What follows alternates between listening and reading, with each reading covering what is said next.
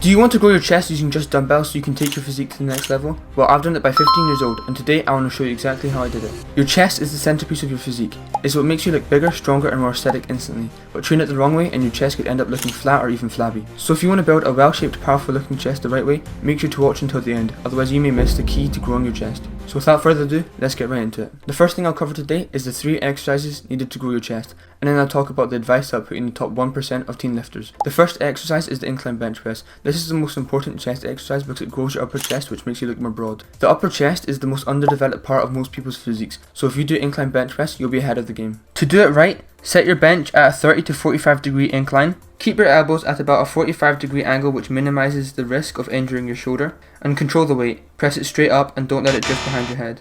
Press the weight up, but don't forget control the weight on the way down. It's important to mention that these exercises passively work your triceps and front delts. This basically means your triceps and front delts aren't directly being targeted, but they're still being worked. The second exercise is the dumbbell chest fly. This is an amazing exercise to get a full range of motion and activation in the chest. Unlike a regular dumbbell press, flies allow you to get a deep stretch at the bottom and a full contraction at the top. And that full range of motion is so effective for building that shape and size in your chest. To do it right, set your bench flat, keep your elbows slightly bent and at a 45 degree angle.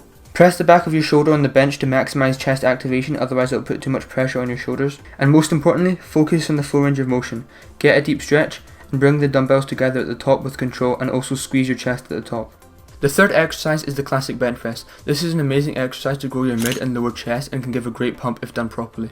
And it's really a solid go-to movement every lifter should have in their chest day. And you can't really go wrong while doing it. To do it right, set your bench flat. Keep your elbows at about a 45 degree angle to protect your shoulders. Press the weight up, but don't forget control the weight on the way down. Lower the dumbbells to your lower chest, touch lightly and don't bounce. And remember, don't do any half reps. Now that we've covered the only 3 exercises you need to grow your chest, let's move on to the advice that I'll put in the top 1% of teen lifters. The first thing is rep ranges. I recommend you do 8 to 12 reps for each exercise for 3 sets and rest for 3 minutes in between each set. This is because doing more reps can allow you to easily practice the form, and will also not be heavy enough to cause serious injury if done wrong.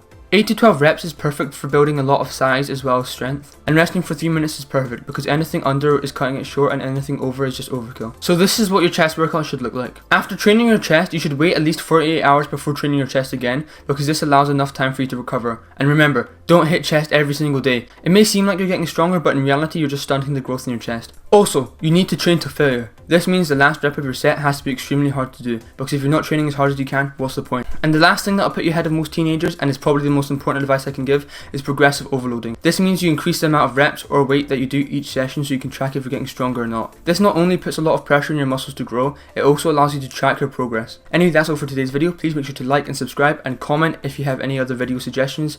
And yeah, I just love the feedback. Anyway, thank you so much.